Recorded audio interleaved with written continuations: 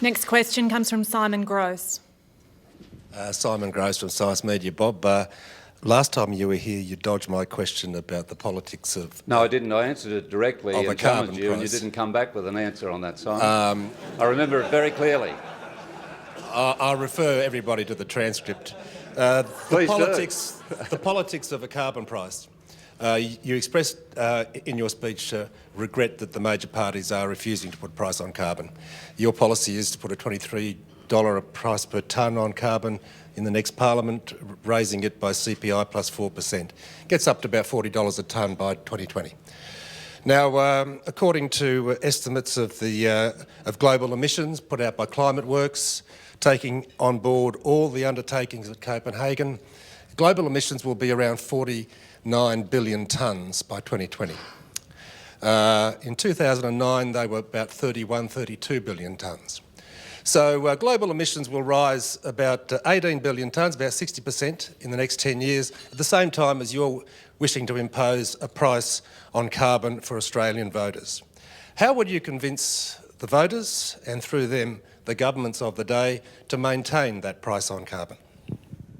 Well, thanks, Simon. We agree on one thing, that it will be a carbon price on polluters for Australian voters, as you put it.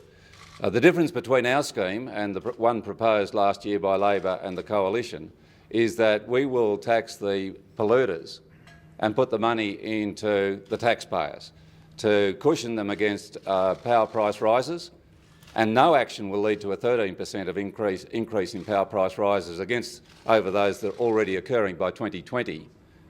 We will use half of that $10 billion per annum income to green Australia's economy and boost renewable energy.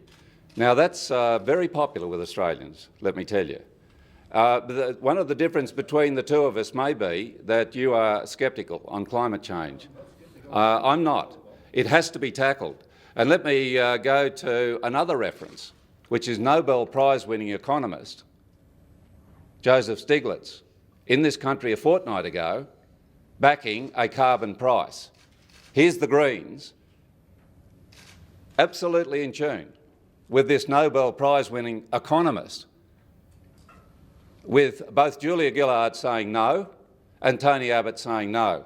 Now, I ask you, who's economically responsible in this situation? And yes, the carbon tax is arranged for an increasing tax on those who do the wrong thing, who continue to put carbon into the atmosphere to threaten the Great Barrier Reef with its $6 billion economy and 63,000 jobs, to threaten the Murray-Darling Basin, to threaten 600,000 to 700,000 private properties on the eastern seaboard, according to Penny Wong. The Greens are the action party here who are taking a sensible move, while both the big parties, and I think they're under the thumb of the coal industry, are simply totally committed now to inaction. It's hardly believable that in this is the warmest year recorded in human history. We've just had the hottest July in Hobart, the hottest dry on record in the Northern Territory. And both the big parties are committed to no action on the central thing that's required if you're going to bring climate change into control, if you're going to reduce the burden on the atmosphere, and that's a carbon price. So yes, we will implement that price, but we're going to have to be able to negotiate it with one of the big parties.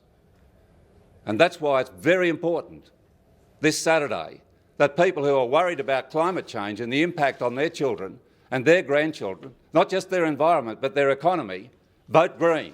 Because if you don't, you're voting for inaction. You're voting for a do-nothing lot of big party politicians who simply don't have the gumption to take reasonable action on climate change. I answered it very clearly. Oh, and you can shake your head. I'm very happy with that position, thank you. We'll move along to Andrew Probyn. Senator Andrew Probyn from the West Australian. Hi, Andrew. Yeah, unsurprisingly, it's about the mining tax, this one. Look, you said that you and the Greens would be the one party that will not drop tax receipts worth $20 billion. They sound like fighting words, but what happens when Julia Gillard says, Bob, forget it, you're not going to get it. We've got what we want. want to go with. Will you live by these fighting words and see the MRRT die, or will you compromise, like some people believe you didn't do, in achieving a passing of an emissions trading scheme, and perhaps there losing the one opportunity to have some sort of price signal on carbon? Thanks, Andrew. Very good question.